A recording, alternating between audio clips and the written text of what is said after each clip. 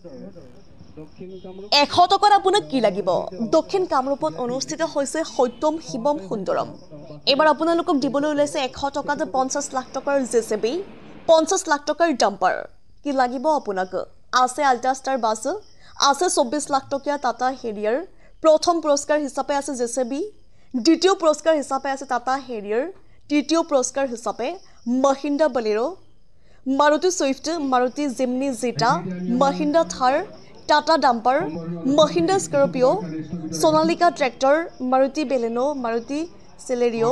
Tata Punch Maruti Alto K ten Maruti WagonR Tata Ultra bus 24 সিটাৰ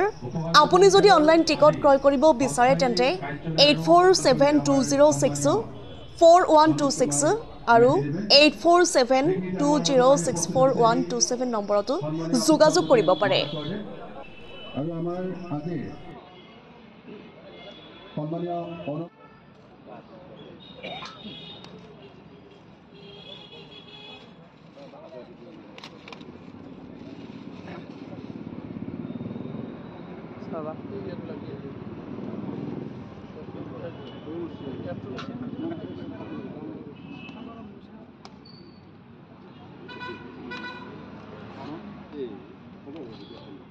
এটা পুৰণি 1984 চনতে আমি স্থাপন কৰিছিলোঁ তেখেতে স্থাপন কৰিছিলোঁ বিশেষ কাৰণে তেতিয়াৰ পৰা আমি বহুত চেষ্টা কৰিও মন্দিৰটো নিৰ্মাণ কৰিব পৰা নাই তাৰমানে ইতিমধ্যে আমাৰ হেৰি হৈছে এয়া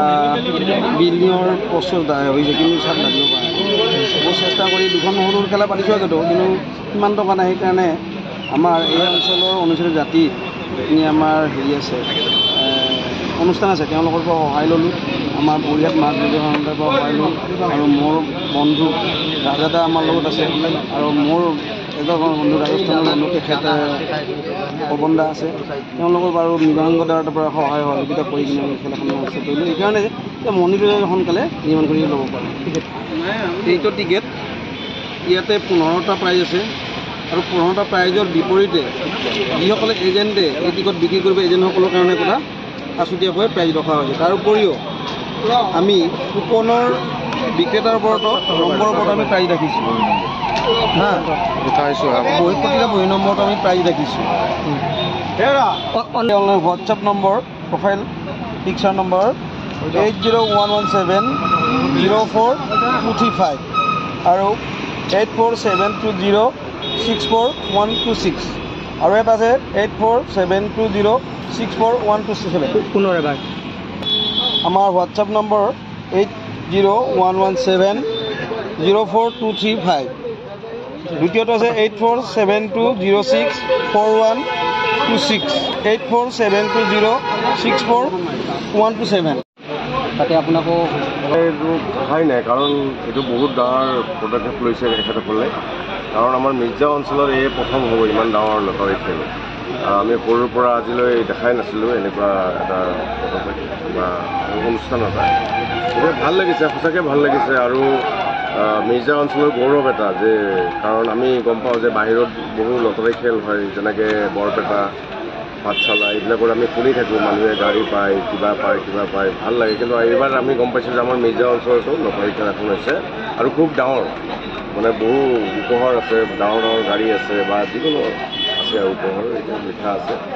গতিকে ভাল লাগিছে আৰু ময়ো গৌৰৱ অনুভৱ কৰিছোঁ এতিয়া ভাল কথা এইটো কাৰণ মইতো টিকট ভাবিছোঁ আগতে মই তেনেকৈ টিকট লোৱা নাছিলোঁ এইবাৰ টিকট ল'ম মই কাৰণ মোকো দৰকাৰ আছে গাড়ী গতিকে মই যদি পাওঁ এখন মোৰো ভাল কথা গতিকে চাওঁ কেনেকুৱা আৰু আজিকালি খেলবোৰ প্ৰায় আমি দেখোঁ যে সকলোৱে পায় মই পোৱা দেখি আছোঁ আজিকালি ছ'চিয়েল মিডিয়াতো গম পাওঁ বা টিভিতো গম পাওঁ খেলত নিউজত গম পাওঁ যে আজিকালি খেলবোৰ একদম শুদ্ধ হয় মানে সঁচাকৈ খেলবোৰ হয় আৰু সকলোৱে উপহাৰবিলাক পায় গতিকে সেইকাৰণে মই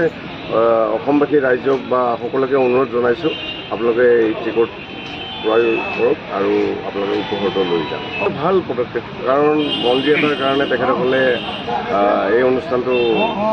পাতিছে বা আয়োজন কৰিছে গতিকে এইখিনিৰ পৰা যিখিনি তেখেতসকলৰ লাভৱান বা যি প্ৰফিট হ'ব সেইখিনিৰ পৰা মন্দিৰটোৰ কামত তেখেতসকলে লগাব আৰু সেইটোত আমিও যিমান পাৰোঁ সহযোগিতা আগবঢ়াম